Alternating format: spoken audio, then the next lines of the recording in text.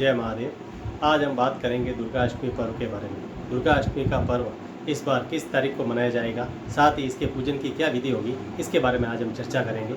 इस बार की दुर्गा अष्टमी का पर्व दिनांक 22 अक्टूबर 2023 रविवार के दिन मनाया जाएगा और इसी दिन माता जी के पूजन और हवन के साथ साथ कुछ लोग इस दिन कन्या पूजन भी करते हैं और उनका भोजन भी करवाते हैं, उसका भी अलग से महत्व बताया गया है। तो आज हम इस बारे में आज चर्चा करेंगे कि इस बार की नवरात्रि में अष्टमी का पूजन 22 अक्टूबर 2023 को होगा और 22 अक्टूबर 2023 को प्रातःकाल से ही अष्टमी का प्रारंभ हो जाएगा, जो रात्रि 8 बजे तक अष्टमी रहेगी। इस दिन माता जी के पूरे दिन तक पूजा अर्चना और अलग अलग तरीके से हवन और पूजा की जाएगी। तो आज मैं आपको बताता हूँ कि पूजा अर्चना के साथ साथ कुछ लोग हवन नहीं कर पाते हैं, तो उनके लिए क्या विधि करनी चाहिए जिससे कि माता जी का आपको पूर्ण रूप से फल प्राप्त हो सके और माता जी की कृपा वर्ष पर्यंत तक आप पर बनी रह सके।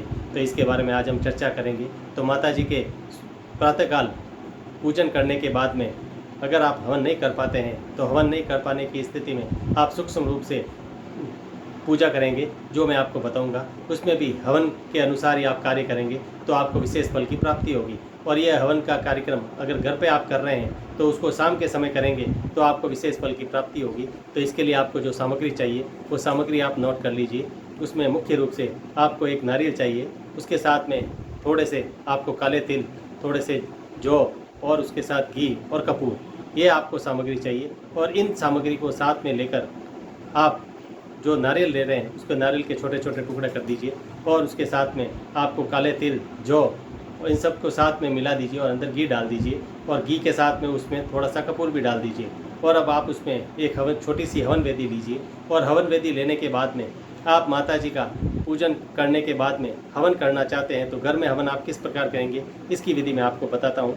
आप उस हवन वेदी को माता जी की प्रतिमा के सामने रख दीजिए और सामने बैठकर ये सब सामग्रियाँ जो आपने इकट्ठी की सब शामिल कर लीजिए। और शामिल करने के बाद में उसमें आप एक मंत्र जाप करेंगे और मंत्र जाप करने के बाद में मैं आपको ये मंत्र बताता हूँ। इस मंत्र के जाप करने के बाद में आपको स्वाहा करना है और 108 की बार यह करना है, जिससे कि आपको हवन जितने फल की प्राप्ति हो जाएगी। उसके लिए आप मंत्र नोट कर लीजिए। ओम ऐ ह्रीं क्लीं चामुंडाय विच्छे स्वाहा, ये बोलते हुए आपको प्रत्येक बार उसमें जो आपने सामग्री ली है वो उस हवन वेदी में उस हिसाब से डालते रहिए और 108 बार आपको ये हवन वेदी में ये सामग्री संपूर्ण रूप से डाल देनी है। अगर ये आपकी पूजन घर पर कर देते हैं तो आपको हवन जितना लाभ प्राप्त हो जाएगा।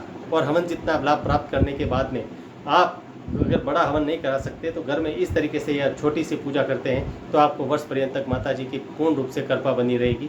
साथ में कुछ लोग इस दिन कन्या पूजन और कन्या का भोजन भी कराते हैं, वो भी कराना चाहिए। लेकिन इसके लिए मान्यता है कि हम अगर नवमी के दिन में अगर कन्या पूजन और भोजन करवाते हैं तो उसकी लाभ अधिक प्राप्त होता है, क्योंकि 9वें दिन माता जी सिद्धिदात्री की पूजा होती है और सिद्धिदात्री के पूजन के बाद ही अगर हम कन्या पूजन और कन्या भोजन करवाते हैं तो उसका विशेष फल प्राप्त होता है और माता की कृपा विशेष रूप से बनी रहती है। कुछ लोग अष्टमी के हवन के बाद ही विसर्जन कर देते हैं, जो पूर्ण रूप से गलत है।